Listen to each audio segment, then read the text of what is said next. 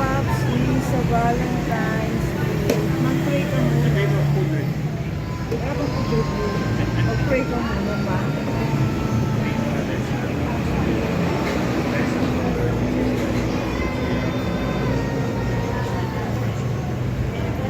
Thank you, Lord. Thank you for the Valentine's dinner tree, Popsy. Sa mga umbrella pa. Ito, seafood ramen at saka paparami.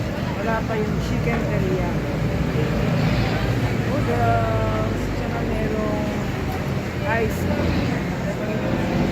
Naiwan pa yung rice. Gusto na kumain pa. Food review. Ano kinain niya pa? Happy.